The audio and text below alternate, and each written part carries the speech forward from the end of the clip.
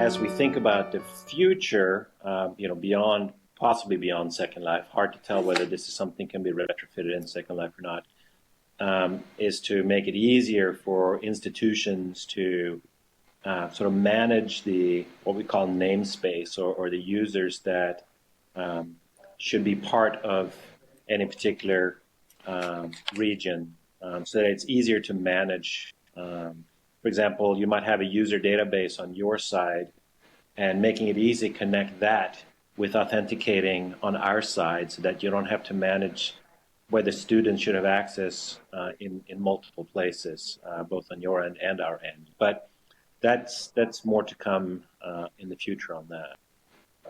But yeah, it obviously is important to us to make sure that institutions, as well as the public, can comfortably access without creating insecure or not having your students be able to access certain areas.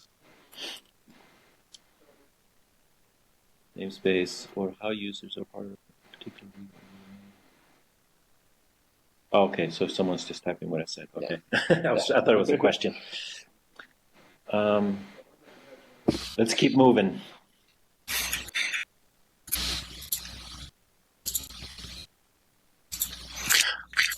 Okay, should I go ahead? Yes, please. Yeah, Ebbe, thanks for the opportunity to meet with us. My quick fix suggestion as a university faculty was, could you allow universities to cluster their regions together on the map, or to move existing ones for free? That way it creates a bit of a university community. And that could you also sponsor free hub regions that allow university scholastic type events to have those spaces where people could intermingle and be places for shows. And at a similar community level, could you allow universities to sponsor in-world games for free? Again, I'm part of this gaming league, and then also make sure that they can align to their variety of sports conferences. Okay, so there's a bit there. Today already, a lot of the educational regions are already sort of clustered together. As far as being able to move them, I mean, there is an operational piece of work on our end to move these around. And do discounts apply to that as well? I'd have to check with Patch. Yeah. But yeah, it makes total sense for us that educational regions make it easy for you to sort of gang up and sort of call it a educational continent or whatever you would like to call it. So whatever we can do to help there, and if we're doing something that makes that difficult for you, please speak up. And if it's just a cost thing, then we can have a look at that as well. A centralized hub. We did talk about that question. I mean, it makes sense to me. Well, what wasn't necessarily obvious to us is like who owns it, who manages it, who decides what goes and doesn't go on that hub. So we would have to know that there's some sort of a centralized sort of ownership or management of that hub region. So not sure if this is something that you can already do with space you already have, or if we need to donate some space to do that, but we just need to know who would be working with, and how would that group fairly represent all of the educational groups that are out there. That's where it maybe gets complicated. And related to that, I think it's a question that maybe comes up, but I think it's related, which is a very specific educational onboarding experience where you go to something like secondlife.com/education and have that speak to all the things that Second Life has and you have to offer with regards to education, and making it easy for people to understand the value proposition for education, make it easy for them to discover what services that you guys offer, or schools or programs. and then be able to sort of register in an onboarding path that ultimately may actually end up at this hub we've talked about here. But then we have to figure out who owns and manages that hub, so that we could have a very sort of education-centric start, onboarding, and discovery process. I think that would be great. I think you may have just preempted the next question, but go ahead.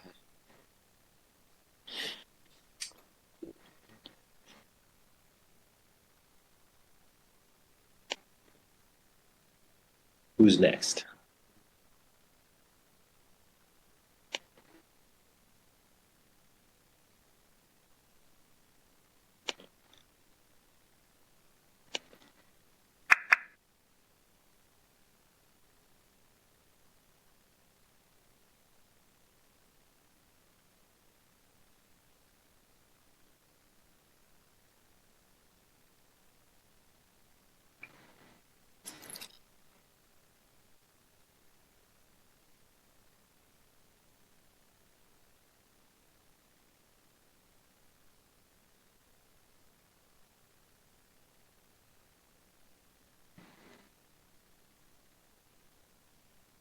Are we supposed to look at the slides on the?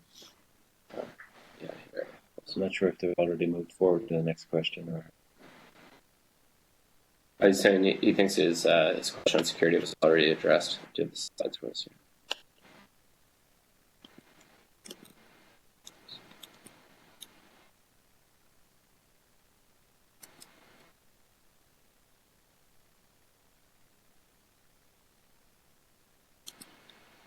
All right, so we have the slides up in front of us here as well, and let's see. So, Ebbe's question is about a registration page tailored for schools and educational groups, which I think Ebbe actually just now spoke to. Yeah.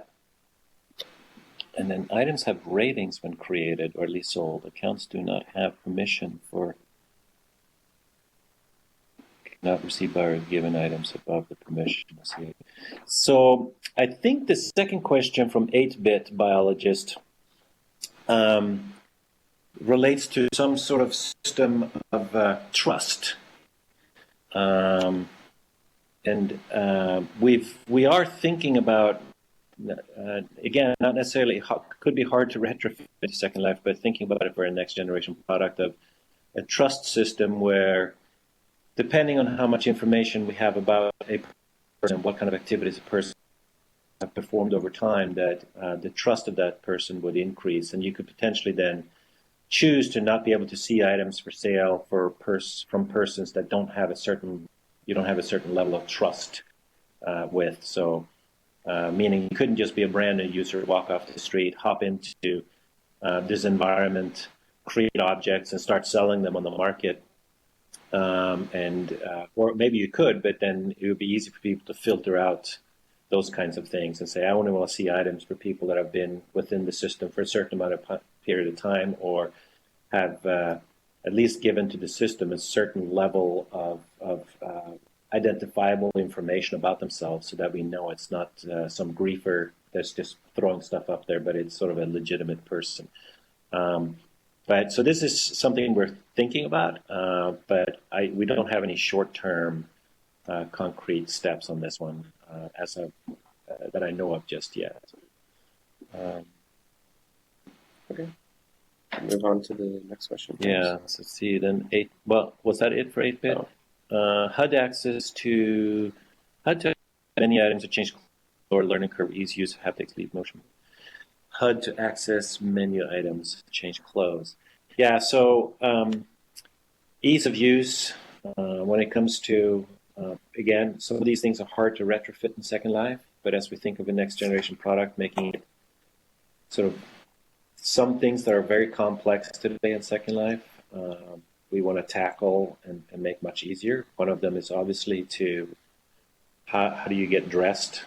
Making it easy to go shop and dress and put shoes and shirts on, and it's not a trivial matter in Second Life today. So that's something, but that will take time to create a system that is as flexible as Second Life, but making it easy. It's a really, really hard problem. But but it's obviously high on the list for us to get right. And use of haptics was sort of a different question, but Leap Motion or Oculus Rift, I assume you mean there by OR. Those we have played with Leap Motion in Second Life, but Leap Motion hadn't yet actually become good enough to really roll it out widely. Now with their next generation, it's actually getting quite interesting. We already have it working with our next generation platform, which is early, and we want to make sure we support a lot of different input systems. And we've done that abstraction in the next generation platform where it's easy to plug in lots of different types of input system. The complexity is not necessarily to just become compatible with it, but to then also have the user interface, whether it's gestures or on-screen user interfaces that go along with those types of input devices and make it sort of natural. And the more of these types of devices you support, the more different types of flavors of user interface you need. The way you would select an object using Leap Motion requires a very different user interface from how you select something with a mouse, and yet again different with other input devices. So it could be really complicated to support a lot of them, but we definitely do want to support things that go beyond keyboard and mouse, because those devices are not particularly obvious devices to use, especially when you put an Oculus on your face. And obviously, we've said that Oculus is something we're going to support from the ground up. The experiments we've done with Oculus in Second Life to date is about us and you all be able to learn. But it's hard to say that Second Life and Oculus will ever be the perfect companions, because you need a tremendously high frame rate to be a good companion to Second Life, to Oculus. And I don't know that we can get Second Life to 90 frames per second, which is pretty much what the minimum bar for a true immersive VR experience that don't mess too much with people's brains. But that's obviously something we're aiming to do right with the next generation.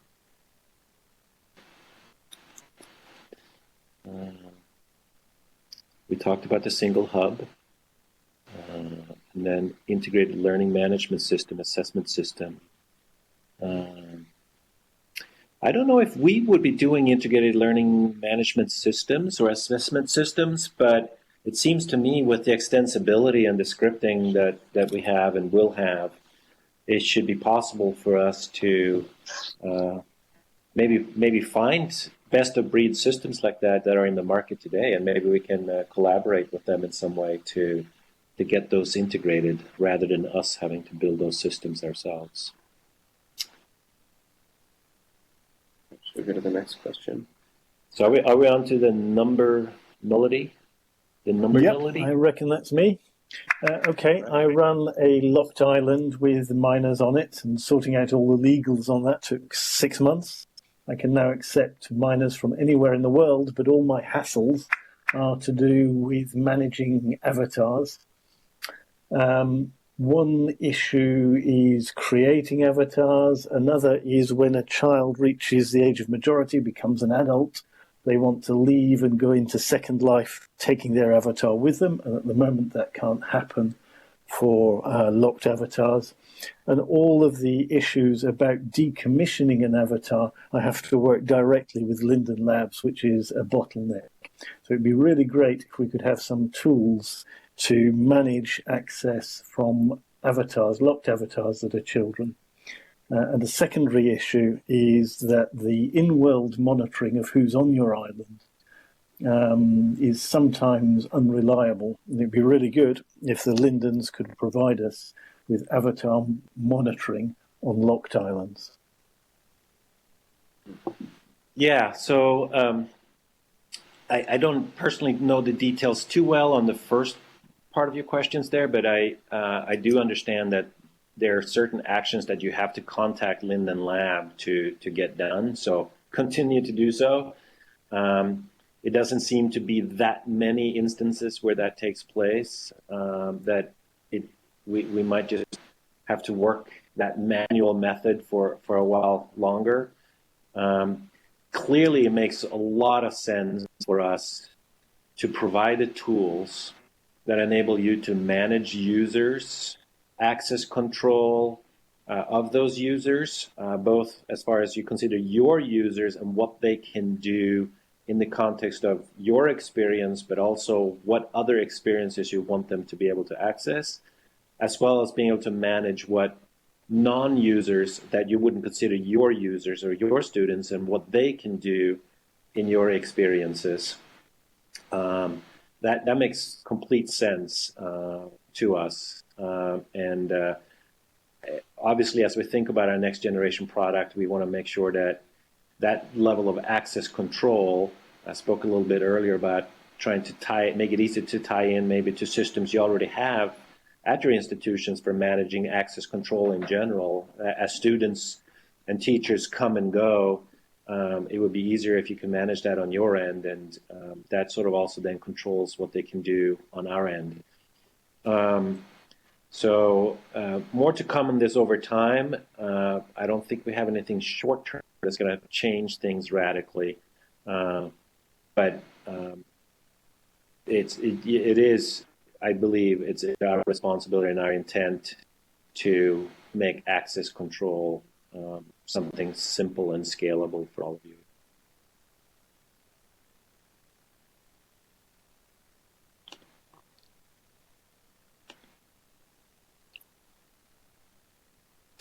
I think we're on to Taliver Hartnell.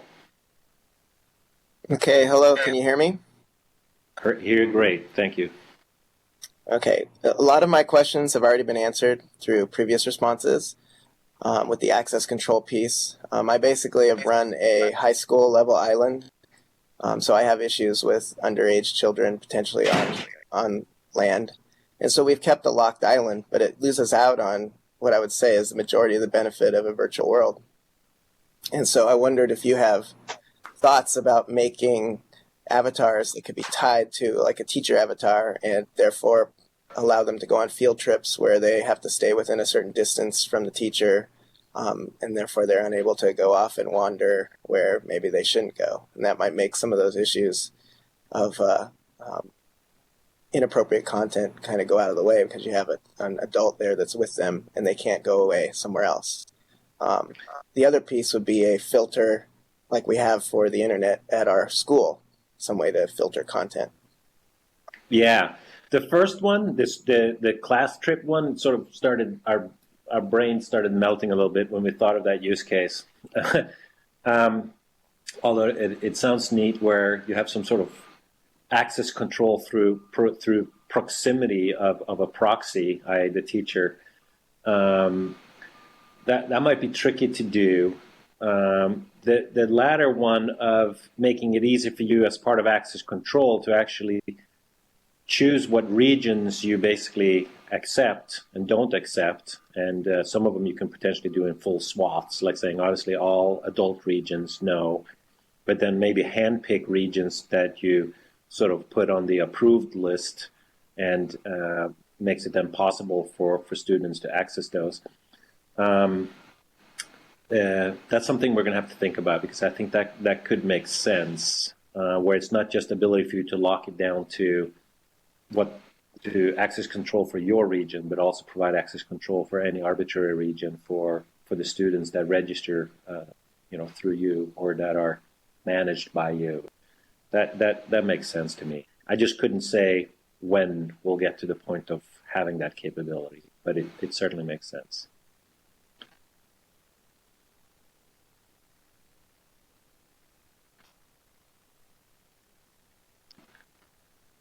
Are we on to Wisdom Seeker?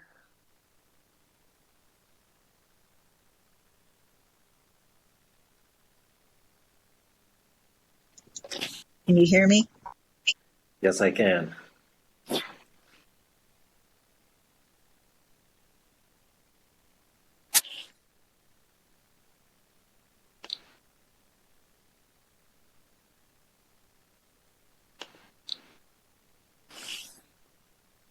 I could hear you, Wisdom Seeker. I think you can proceed.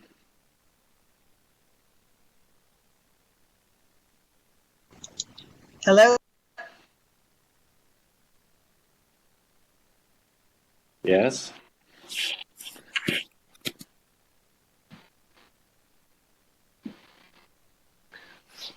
Well, I'll start asking some questions because it's not clear that your voice is coming through at all times. But from the card, I see you asked a quick fix, like having an easier way to acclimate to SL. This is obviously the core question, or the core problem for us to solve. How do we make it easier for people to be able to onboard into Second Life? And there's Could a I, lot of. excuse me, can you hear me now? We can hear you fine. Okay, what I want to just add in here for you specifically was that I work with people at the opposite end of the age spectrum. I'm working with caregivers and health professionals and older people because Second Life is a wonderful resource for them. And so when I'm asking this, I'm asking it from that particular, a perspective.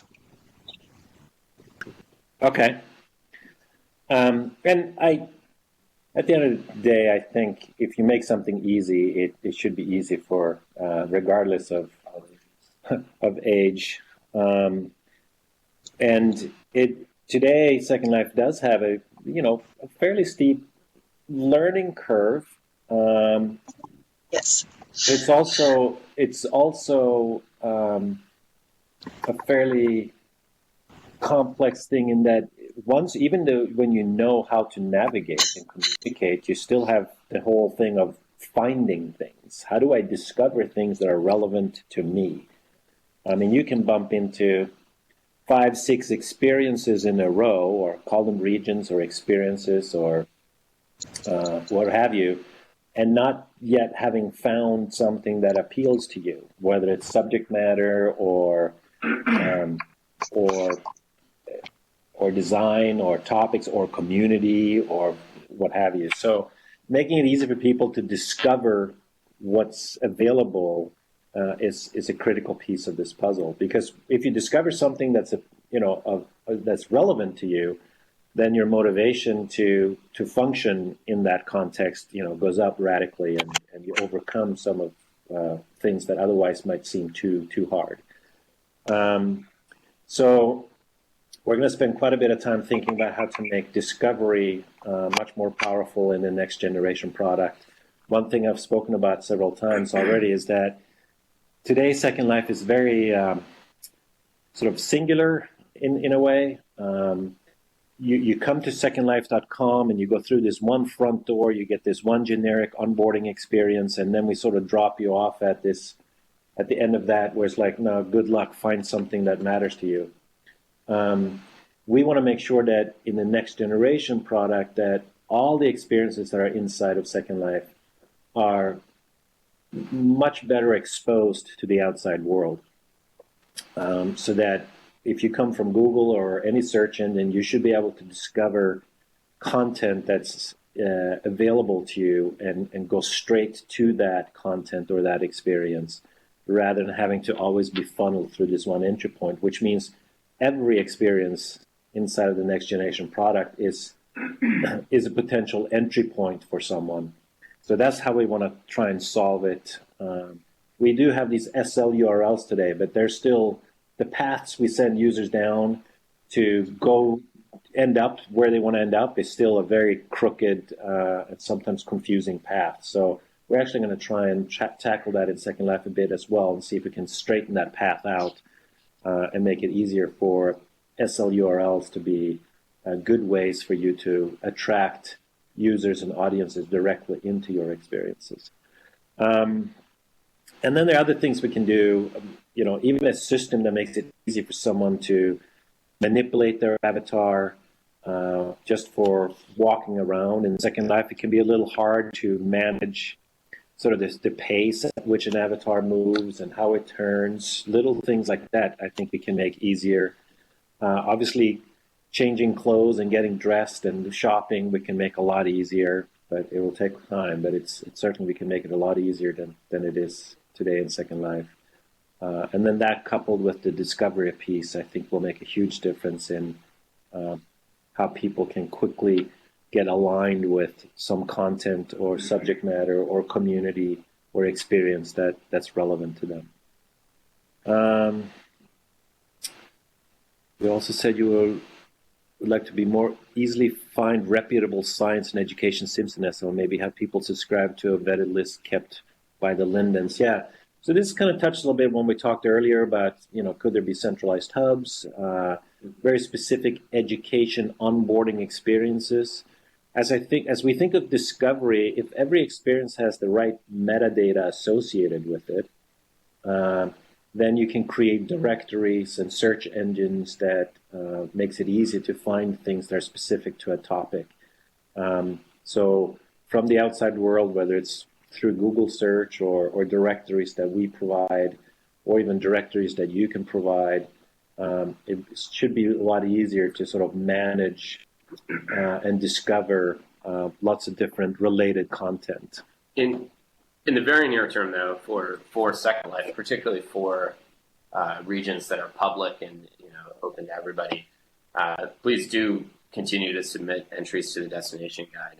We've got a team that keeps that up to date, and we're always looking for fresh content there. So, in terms of being sure that your science or education activity is, if it's open to the public, we'd love to have it listed there. So if it isn't already, please do submit that. Okay. So keep cranking here, since we got a slow start. So let's see. Charlie Navaratna? Maybe I pronounced that right? Yes, that's Charlie Navaratna, Richard Eakes from America. And since Charlie is filming this event, I will ask his question. Charlie has two. What is Oculus Rift and how it will affect you? How will Oculus Rift new virtual reality headset change the way we relate and participate in gaming? We will discuss some anticipated experiences that will provide a user to be immersed visually, physically and emotionally. In what ways do you see Second Life being affected by Oculus Rift? Obviously, it's always our goal to be able to provide a more immersive user experience. Over time, you will obviously reach points at which the brain absolutely cannot tell the difference between the virtual and the real, which provides a huge amount of really powerful possibilities, certainly within the context of education. I've participated and talked to in the lab at Stanford, and talked to Jeremy Bailenson at the Stanford lab. Actually, we're going to get him and come and speak to us here early next year. And there's some fascinating research that's been done where you get this level of immersion because you can really take users through experiences that to the user is perceived as a real experience and can have a tremendous impact on what they learn or how people change behavior from having had those experiences. So it's very important for us to build tools and technologies and platforms that enable that level of immersion. The challenge we have is that Second Life was built, a long time ago it started. And in order for us to have even just a basic sort of minimum bar of what an Oculus experience needs to do with regards to frame rates, like I mentioned earlier, you have to get to 90 frames per second minimum. Second Life, even on the best of hardware, in the best of circumstances, is not going to take you there. And retrofitting the technology in Second Life to get there would be practically is impossible. So as we work on the next generation platform, we are have a target to make sure that it can run at those frame rates and therefore be a very strong companion with the Oculus Rift and enable you to create experiences where users can have that immersive experience of being truly in world, and the user's brain basically pretty much taking what they see as real. There's tremendous interesting research. I don't know if you've looked up what Jeremy Bailenson at Stanford has researched, but there's some very fascinating sort of examples of what it can do. Basic examples of, having classrooms with students of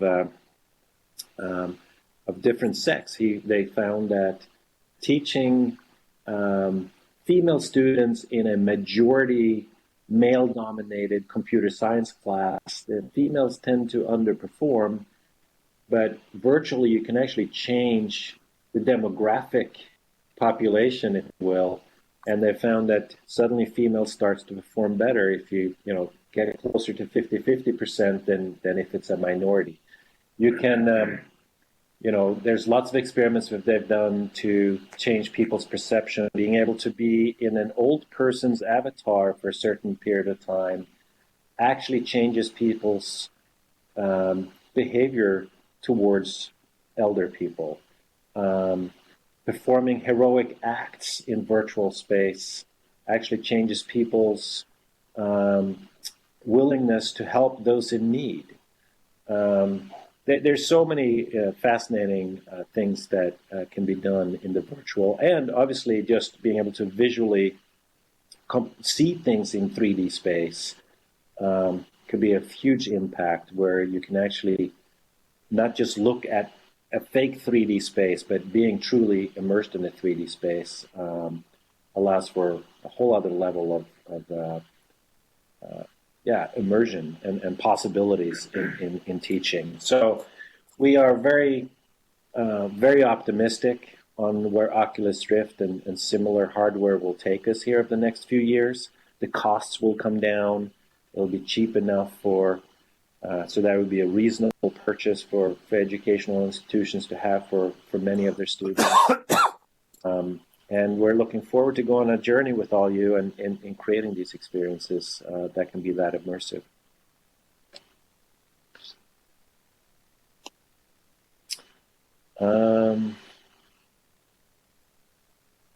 So I think we have more question here from Richard Eakes here. How might we attract and enlist professionals to act as instructors and mentors for students in Second Life? Well, I mean, I think if we continue to build a community of people involved with education in Second Life, make it easy for all of you to socialize amongst yourselves and help each other with best practices. I think over time, obviously, over the years, you will have more and more activities take place in virtual space, and education is obviously one of them. So as virtual experiences become more and more common, accessibility to virtual experiences become more common, the population will grow, and I think you will find over time more opportunities to find people that have specific knowledge how to work in this medium. But my first suggestion would be for you all to learn from each other and keep communicating amongst yourselves and with us, so that we can all get to the future more quickly. And just to hop in here, this is Pete using the same mic in a confusing manner, but I think there are also a few things on our side that we're doing that will also help to support that. I think Ebbe mentioned an education-focused landing page that we want to make it very easy for an educator who comes to Second Life, who might be thinking about using a virtual world, to see how they can get started, the kinds of things that people are doing in there. Another element is that, as I hope this group has started to see. When we go out and are talking to journalists about virtual worlds and Second Life, as well as the next generation platform, and the value that they have to offer, and the kinds of things that people are doing in these spaces, education is a huge one for us. That really the more stories we have of Second Life being used in education, the better it is for our marketing, but also the more likely we'll be able to help attract additional educators to this space and start seeing the value learning from the work that all of you are doing. So that's a plug for. Please do keep me posted on the work that you're doing and how you're using Second Life, because certainly it's we know there's no shortage of stories from Second Life, but certainly the stories of the virtual world adding value to educators and helping people learn is just a tremendous one that we definitely keep telling.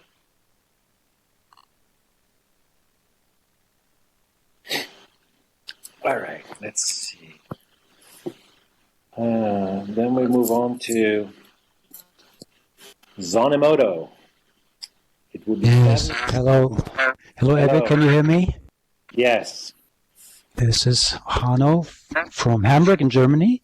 I like to say I really appreciate seeing you reach out to the educators in the way you're doing in the past few months, and also I'm very glad, Pete, about what you've been saying right before. About half of my questions have already been answered by the great feedback you've given us already in the last 30 minutes or so. I'd like to just jump in on one point, and that's driven by an experience I made myself teaching for 2 semesters, classes of like 25 or 30 students distributed all over the world in their foreign internships. And we experienced, with only a few of them, maybe 3 or 4 in each group, tremendous onboarding problems on the technical side. We had a technical tutor, who was not very experienced with Second Life, but he was highly motivated. He was also an experienced gamer, but he couldn't help his fellow students abroad, like getting high-level game machines or anything to run with Second Life. Problems none of us had experienced before, and it would have just been fabulous to know that there was something like, say, a hotline or so, an emergency support in the sense of maybe even individual advice based on growing experience on the side of the lab. Do you think something like that would be an investment worth making? Because like Pete has pointed out before, and you yourself have also said, the educators are such a valuable community for the public relations and growing of the world. Maybe it will be worth it. All right, so Pete, let's just say. Well, I was going to say, I know that we do offer concierge level phone support for region owners. So would that satisfy what the use case you're describing, or is that a different situation? I think it's a different situation, because it was not so much region problems. It was really people having troubles getting Second Life to run even. We don't have all this onboarding stuff because the students started in their own classroom on virtual HWR island. Everything was set up for them. Their avatars were set up and everything, but they just couldn't get Second Life to run in the first place. And if you experience a problem like this and you try to help someone who's like in Hong Kong or even in Nepal, it's not a bandwidth issue. We've had those too, but of course nobody can do anything about it. But I would imagine if you had like a growing database of experience and someone who really like sits on that information and is ready to share it, that you could just call in a situation when you really have tried everything and you just don't know what else to do. And it would be a great service and I think a great asset to Second Life in either this or the next version. Okay. Yeah, we'll take that back and come up with a better understand what we can do to help you in this area. It obviously could completely ruin the experience for everybody in a class if just, a few can't access. I mean, I just had problems myself here. For some reason, I couldn't get voice to work. So, yeah, I understand the pain, and we had to come up with a makeshift solution here to even communicate with you properly. So, and part of this is, again, the way Second Life was built. It's a little bit fragile, and there's some really old technology in there, and with some sort of tricky sensitivities that I think has been probably. I suggest to people that Second Life might have been better off having 25% less features, and the remaining 75% was just working much better.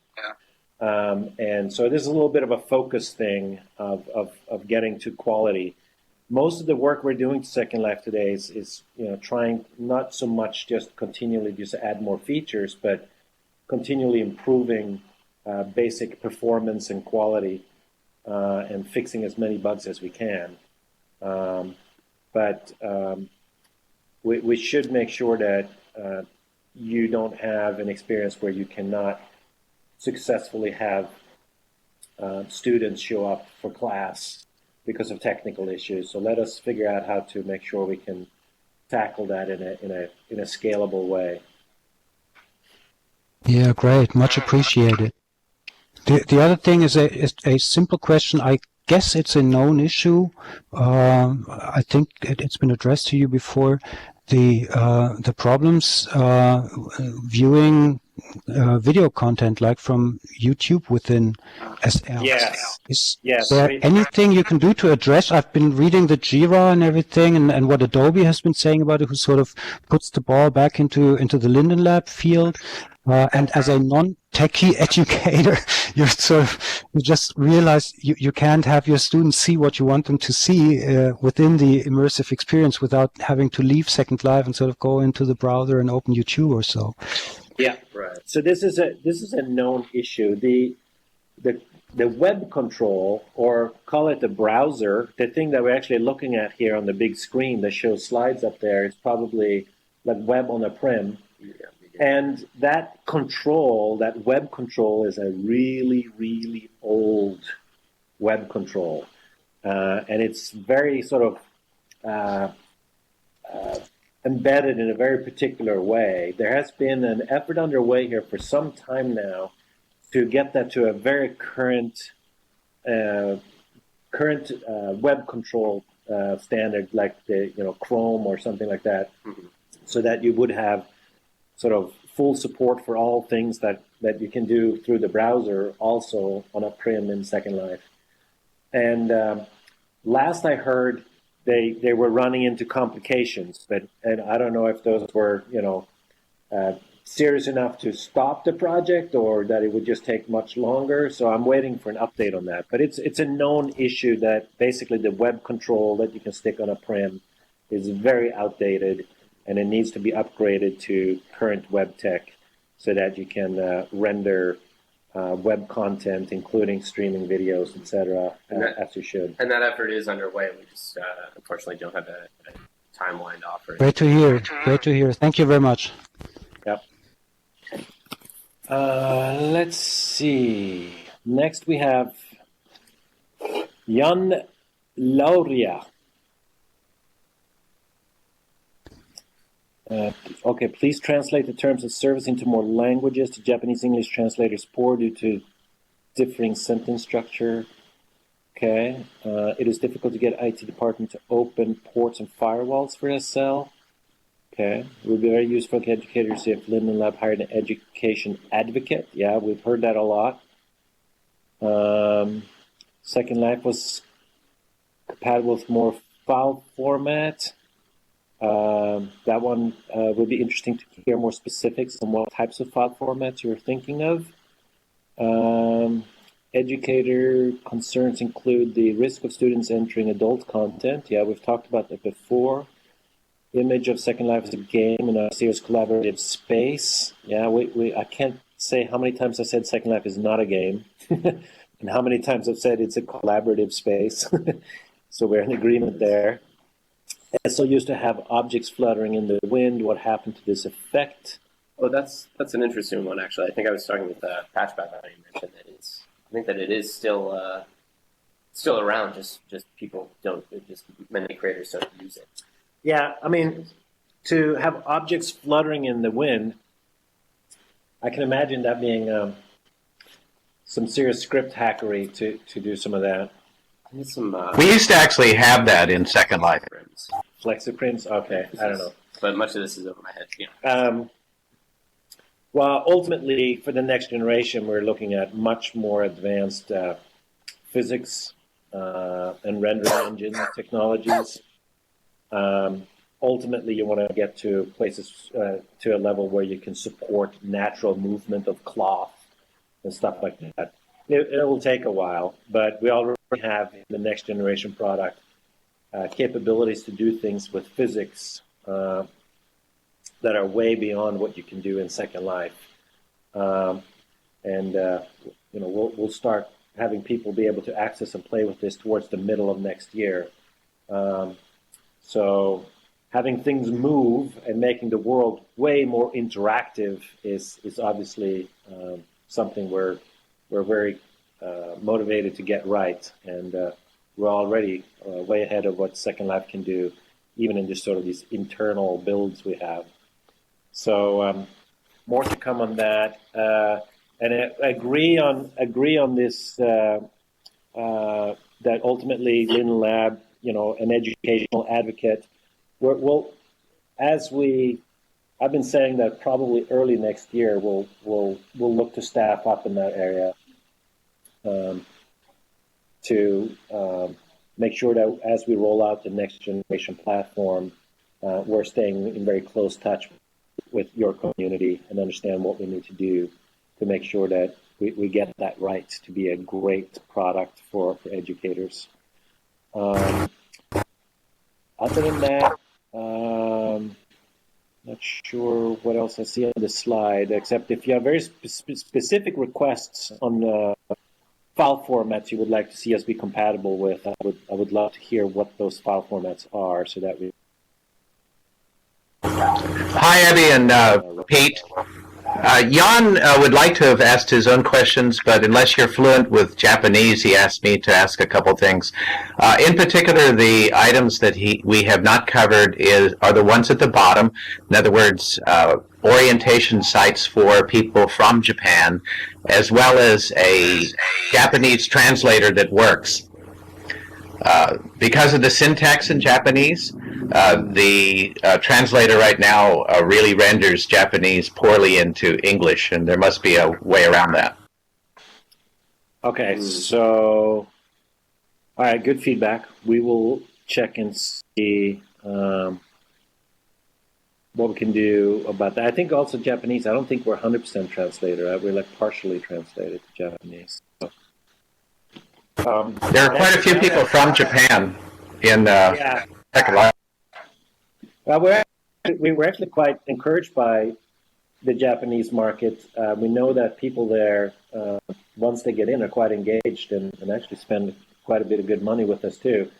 And now that we've rolled out these improvements with the CDN and HTTP stuff, hoping that people in further away regions like Japan will actually have a much better performance experience with Second Life today than just a couple of months ago. So we're actually motivated to consider doubling down on getting more traction in Japan.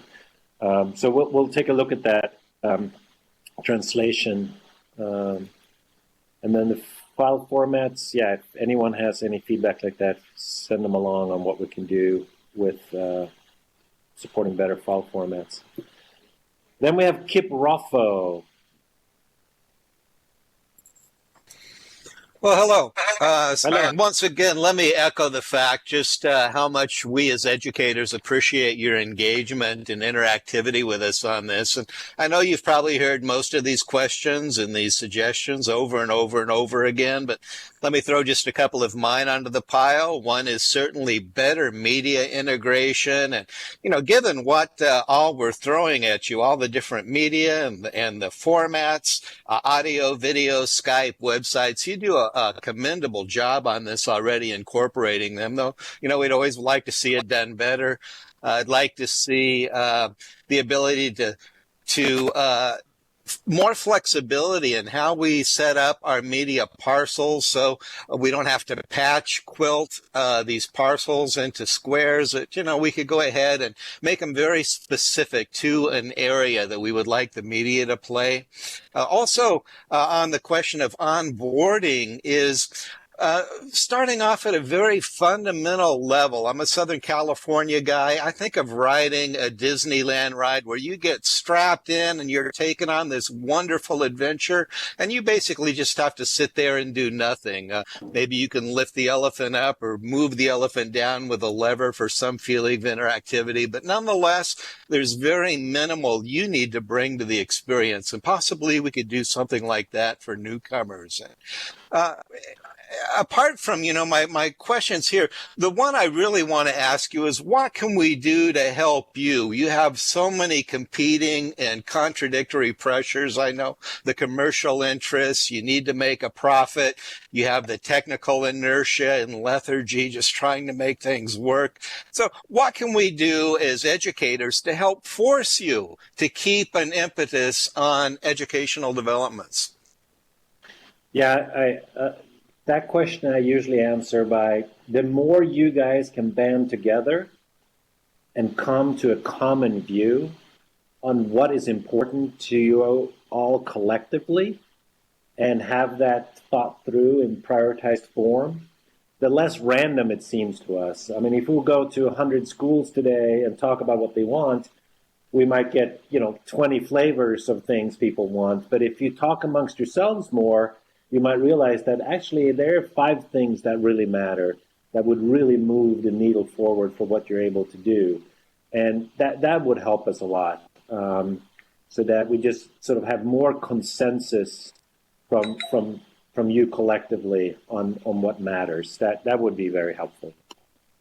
Other than that, more flexible, you said, was it regarding like land? Yeah, just flexibility in setting up media parcels. Right now, you have to set them into very distinct squares. You're very limited in the shapes that you can use. And it's just a matter of being able to put a seat. Say, sit here and you can watch this particular video or listen to this audio stream. Right now, I can fit maybe 10 different media parcels into your average place that we have set up. So it'd just be nice to have a little more flexibility in how we can limit those media parcels, the shapes that we can use, possibly squeezing more into a limited area. Yeah. So next generation, so today a region in Second Life is 256 by 256 meters. Next generation, we're talking multiple kilometers. You get to a point where floating point math actually starts to cave in on you for how big of a region coordinate system you can actually have. But we're talking something like much larger than what Second Life can do. And also the whole pricing of land is something we talk about a lot too. We don't in the end want pricing to be something that constrain people in what they want to be able to do with regards to land. Today we have a model where we collect pretty much all of our taxes, if you want to call it that, through land and cost of land. We collect almost nothing when it comes to all the economic activity that takes place in the world. So you could consider us having a very high property taxes and very low to almost non-existent sales taxes or notions of utility bills. So how we play with that over time, we'll see. But we do want to make sure that we capture in the success of what's being done rather than having a pricing model that prevents things from taking off in the first place. So yeah, as far as how you parcel things up and how easy it is to manage sub areas of a region, I think it remains to be seen. I don't know if we've made specific decisions on that yet, but I assume that is for either you're subdividing it due to cost, or you're subdividing due to some sort of access control. Well, we're subdividing it into terms of media play, so we could stream video or audio specific to a location. It may be as small as a single desk, but we're going to have a specific video and audio feed for that area. Yeah, so being able to consider it like a hallway where you have rooms to the left and right, and you pop into one of those rooms. And when you pop into one of those rooms, that might now be a completely distinct simulator running that room. And you could then have whatever media presentation or classroom or interactive event take place within that room. That should be easy to patch together with what we're talking for the next generation. And also scale, how many people you can have in one given place.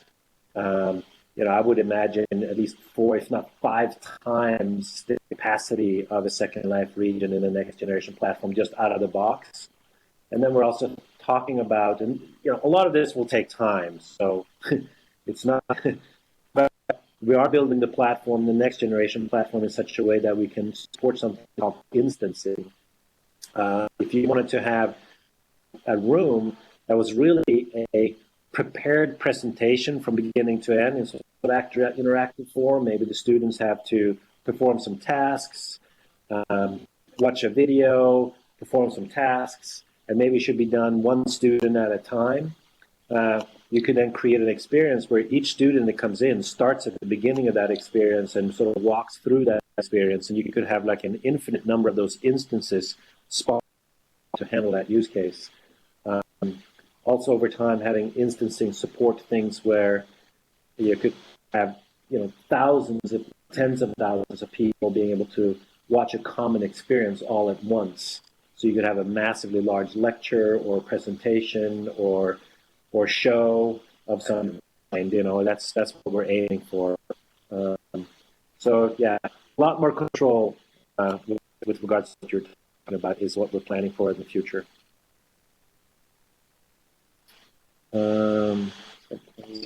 That covers most of Kip's stuff. I think that then brings us to the last of the slides. Vic. Hi, there's a lot of stuff there, so let me kind of translate what you're seeing. Is primarily I'm interested in transition. I still have kind of a sour taste in my mouth from 30 years ago when Steve Jobs dropped the early apples for the Macintosh, and I want to make sure that that doesn't happen with Second Life. Back in June, you talked with a third-party viewers meeting about that Second Life would be remain around as long as it's profitable. You just talked about profitability a little bit, namely in land ownership, but if the land rental comes down, what will make Second Life profitable so that you'll keep it?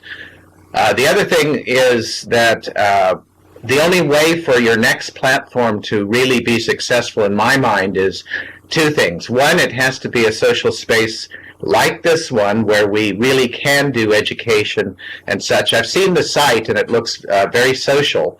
But the other thing is we may need to be able to move things to the next platform, and I haven't seen anything on capability of doing that. Great question. So what we have said is we want identities to be compatible so that when we start to open up this next generation thing, people can hop in and go back and forth as they wish without having to manage multiple identities across the two. We haven't solved that yet, but that's our goal, to make it so that the identity you have in Second Life can be carried forward into the next generation. The other one we've said is that we want the economy and the Linden dollars to be transferable between the two worlds, so that you don't have to start all over on that either. So you can earn in Second Life, spend in Samsar, or spend in the next generation product as you wish, back and forth. The Content is where we've said we do not expect 100% backwards compatibility with all content. There are certain ways that content have been created in Second Life from the beginning. That's just not the way one would create content today for a performant platform. So we have said that we will support mesh. We've said that the scripting language will be different, and a lot of other things will be different, just to take advantage of current technologies. So it's not that you can necessarily just airlift an existing Second Life experience and drop it into the next generation platform and have it work as if nothing ever changed. It will not be that simplistic. But if you do work in mesh, then all of your sort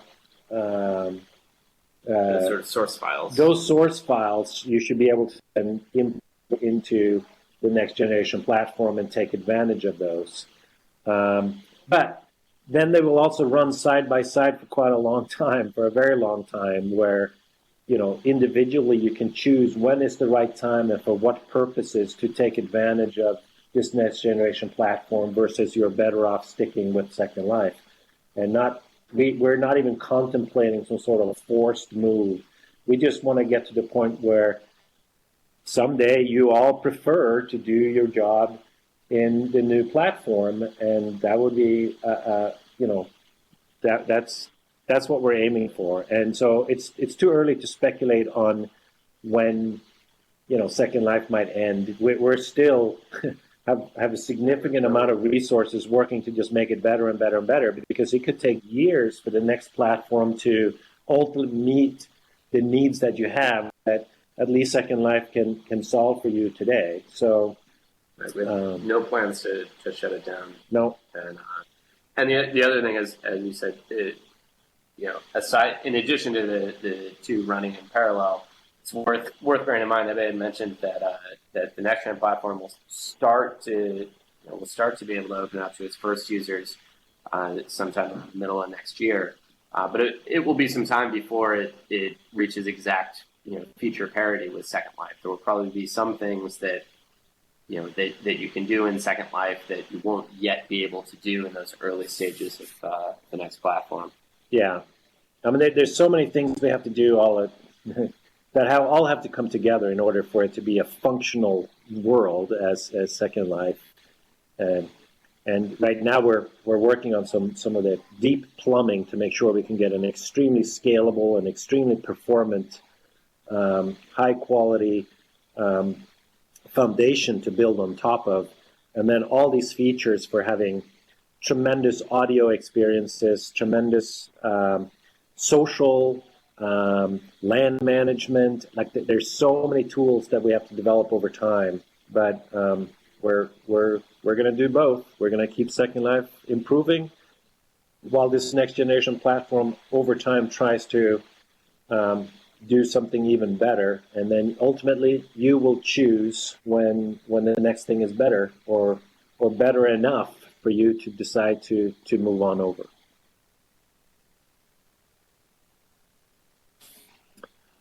I think that was it for the prepackaged questions. We've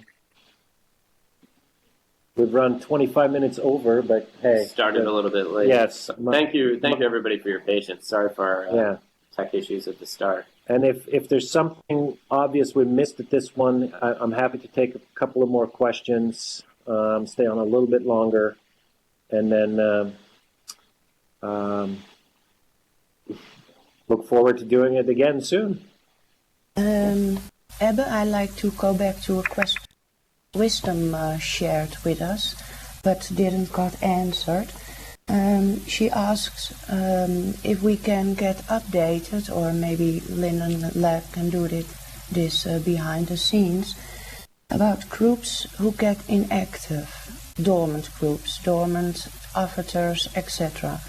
Those fill a lot of space in the search and are often a disappointment. So, I'm not sure I understand the question, or maybe fully heard it. The question was what could be done about inactive groups? inactive accounts. Inactive. They need to be updated. You can't tell who runs them anymore. You can't find them. You can't meet anyone, connect with anyone. Is there some way to check that out so that we aren't? Are we specifically talking about groups that are no longer Yes. active? Yes, Okay. or people who started the groups and then the group is still going, but you can't contact anybody to find out how to put a notice in the group or whatever. Okay, so there are people created groups, and then the organizer of the groups maybe departed, and now you have these sort of abandoned groups floating around. Headless groups.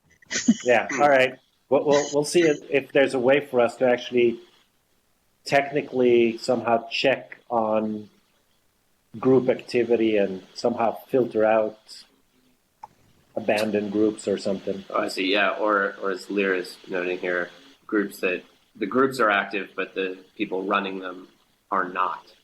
Right. They're particularly difficult then. Okay. We'll see what we can do there. Well, particularly with your new platform coming out, it would be wonderful to look at the resources of Second Life and to make sure that everybody is active, because there may be a lot of groups left over from earlier years. Yeah, I'm not sure if I haven't even started talking about the migration of groups and what that might mean.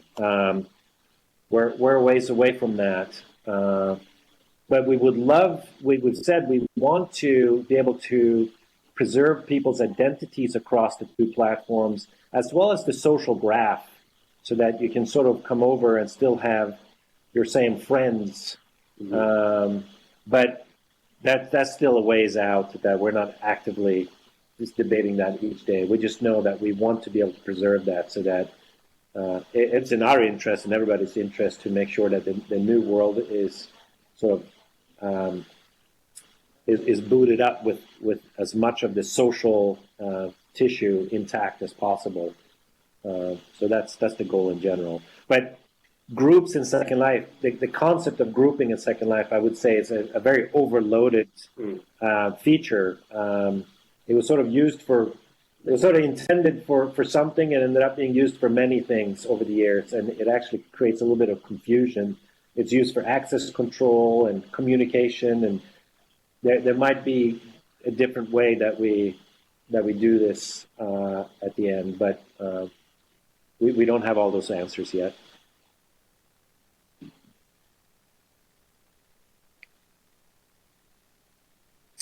Any other last minute questions?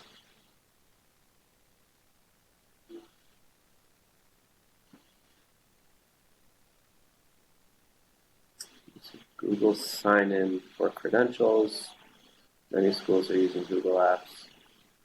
Something like the red. Yeah, I would love to use that too. It's a use of Google sign in or Google authentication. We, for example, use that here at Linden Lab because we use Gmail as our sort of company email. And that also is then sort of the basis for a lot of access control for content we consume within the company. It'd be great if you could, whether you're a company or an institution, like I said earlier, be able to manage that access control on your end. So a new student comes aboard, they get access to the institution, and by doing that, they also get access to the relevant areas within Second Life or the next generation platform that you would want them to get access to. Similarly, then when the student leaves, you can just remove them from that one place, and it sort of gives them no longer access to Second Life or the next generation platform either.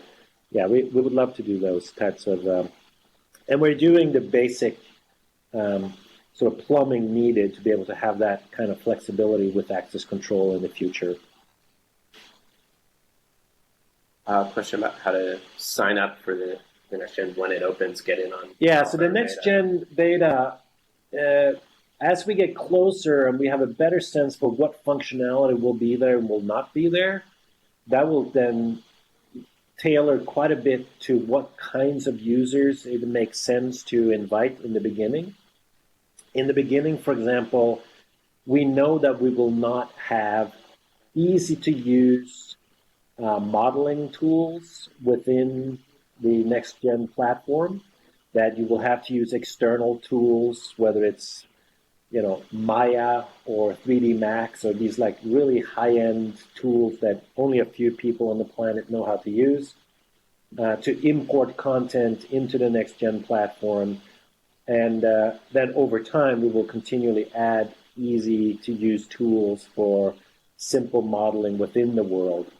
So right there, we probably want to chase users that have those skills, because we want to make sure we stress the engine for the most high-end content you could possibly create. And then over time, like I said, make it simpler and simpler. So right there, I'm sure many of us will be disqualified right off the bat in the first few months of using, or even potentially quarters. And then as we add functionality and as we see how the platform performs, we'll open the door to more and more users.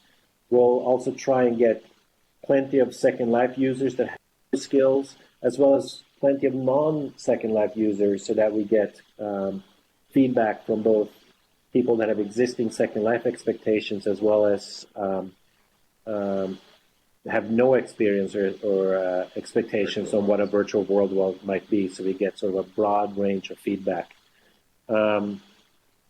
So that's kind of where we are in that process.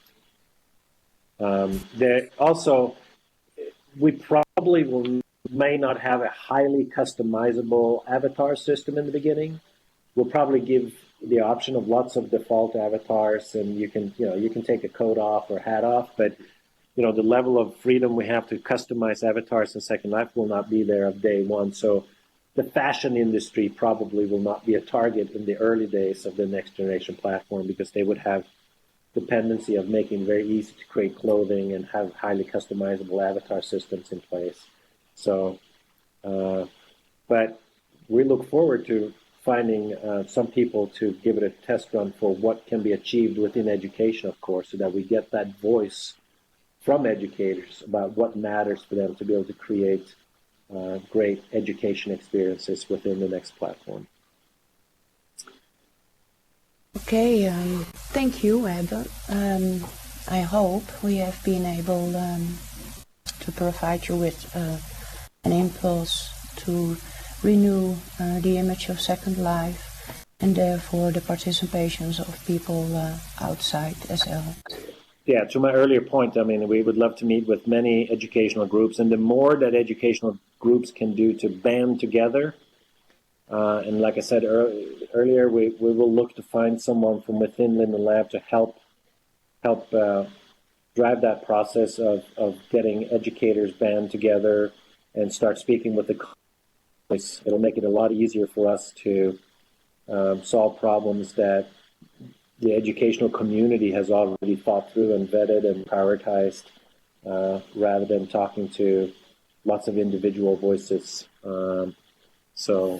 And we're always happy to participate whenever there's a chance to continue the dialogue with the educational community and make sure that we provide a great platform and tools for you to do what you love to do.